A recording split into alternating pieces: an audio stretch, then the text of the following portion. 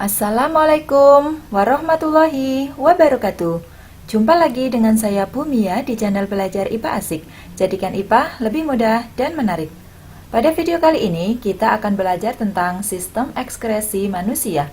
Materi IPA kelas 8 semester 2. Tujuan pembelajaran materi pada pertemuan pertama ini yaitu menjelaskan pengertian sistem ekskresi, menjelaskan organ penyusun sistem ekskresi manusia, menjelaskan tahap-tahap penyaringan urin pada ginjal.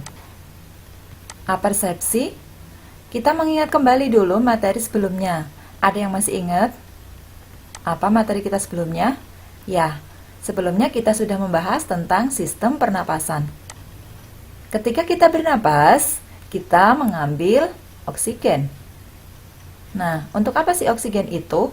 Oksigen di tubuh kita berfungsi untuk membakar zat makanan, di sini adalah glukosa ya, agar nanti bisa menghasilkan energi untuk aktivitas kehidupan kita. Nah, dalam proses menghasilkan energi itu akan juga menghasilkan 6H2O plus 6CO2 dalam reaksi kimia ini.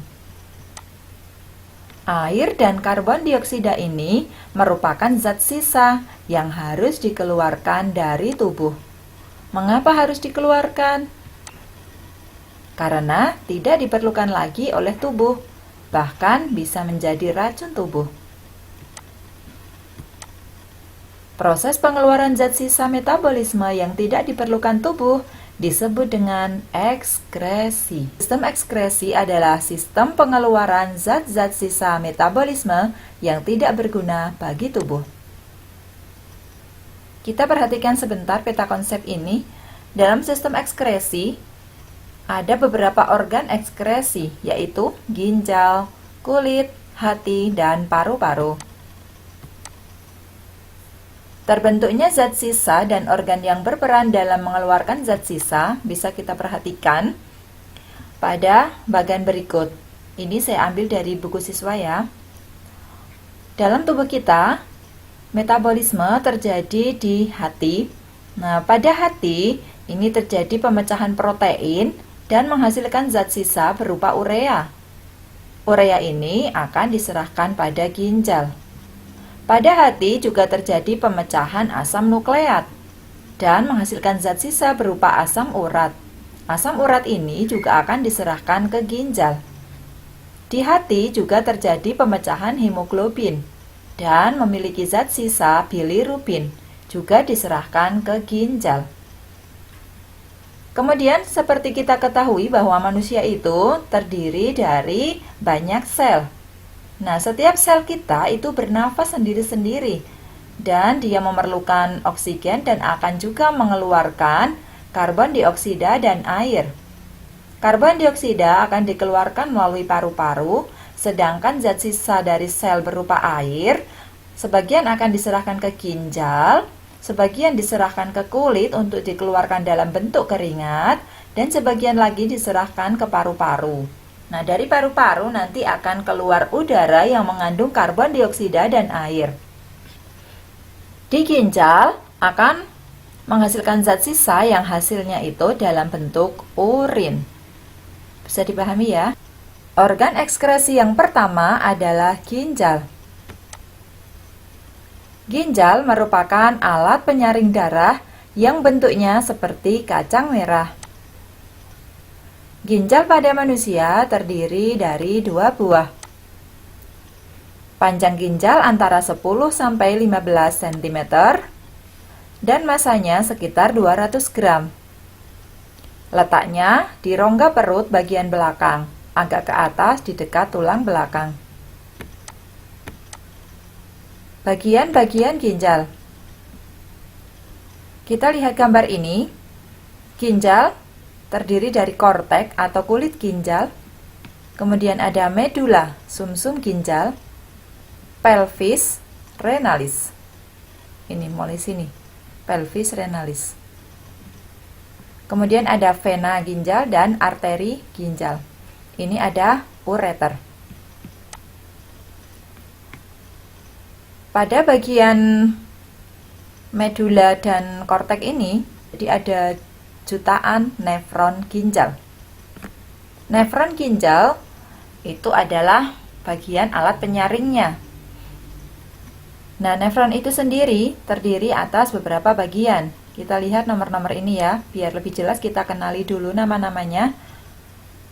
Nomor 1 ini adalah saluran yang berasal dari arteri. Masih ingat ya, arteri itu untuk membawa darah bersih, darah yang mengandung oksigen. Kemudian nomor 2, ini adalah kapsula Bowman. Nomor 3 adalah glomerulus. Nomor 4, ini saluran yang menuju ke vena atau pembuluh balik ini. Kemudian nomor 5 adalah saluran yang ke ureter. Nomor 6 ini adalah lengkung Henle. Jadi lengkung Henle itu ini yang melengkung ini. Ada lengkung Henle ke bawah dan ada lengkung Henle yang naik. Nomor 7 ini adalah jaringan kapiler darah.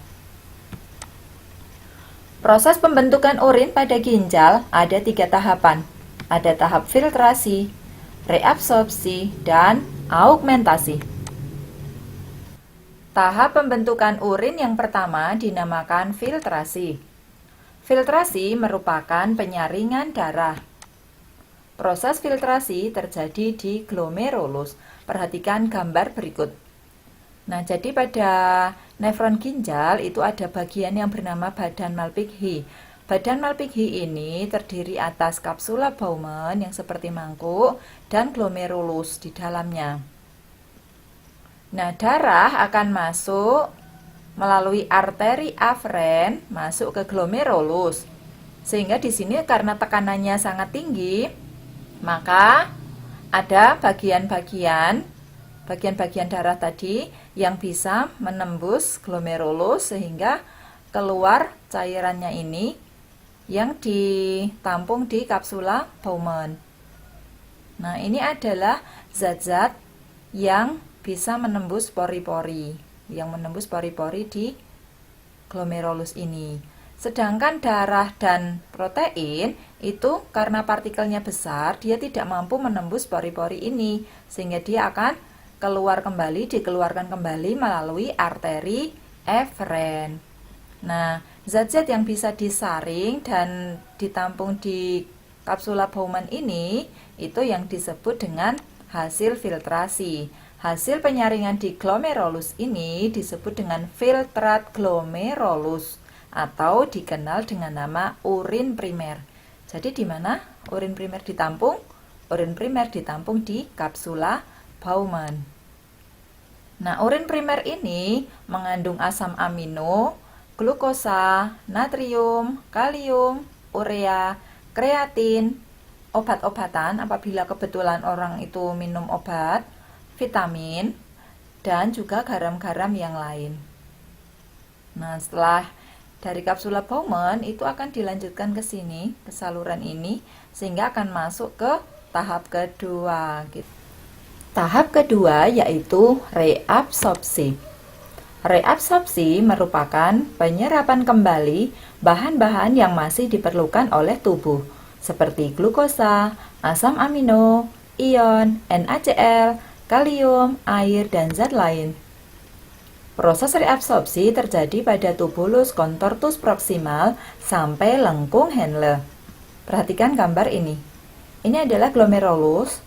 Dan ini kapsula Bowman yang tadi menampung urin primer hasil filtrasi dari glomerulus.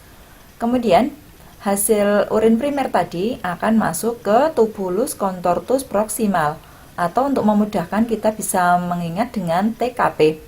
Nah, di TKP ini terjadi proses reabsorpsi, yaitu penyerapan kembali bahan-bahan yang masih berguna bagi tubuh kita. Proses reabsorpsi ini akan terus terjadi sampai di bagian lengkung Henle. Ada lengkung Henle yang bagian menurun. Nah, di sini terjadi penyerapan air. Kemudian akan masuk ke lengkung Henle naik.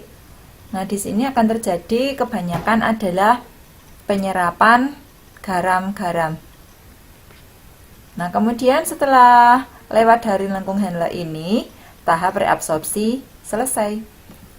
Nah, hasil dari tahap reabsorpsi cairannya tadi, cairan yang dihasilkan pada tahap reabsorpsi dinamakan urin sekunder. Urin sekunder mengandung air, garam, urea, dan urobilin. Jadi masih ada urea, air, garam, dan urobilin. Nah, kemudian masuk ke tahap selanjutnya. Tahap selanjutnya dinamakan augmentasi.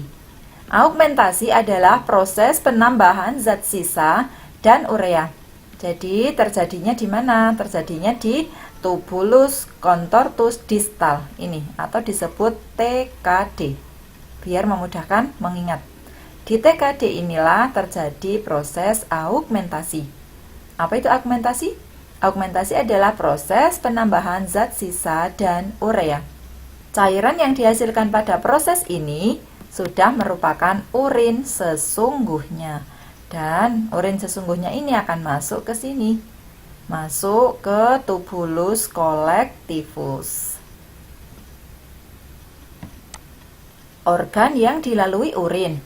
Dari tubulus-tubulus ginjal, urin akan menuju rongga ginjal. Selanjutnya akan menuju kandung kemih melalui ureter. Jika kandung kemih telah penuh terisi urin, dinding kandung kemih akan tertekan, sehingga timbul rasa ingin buang air kecil. Urin akan keluar melalui uretra. Nah, ini adalah gambar yang lebih jelas ya, di sini ginjalnya.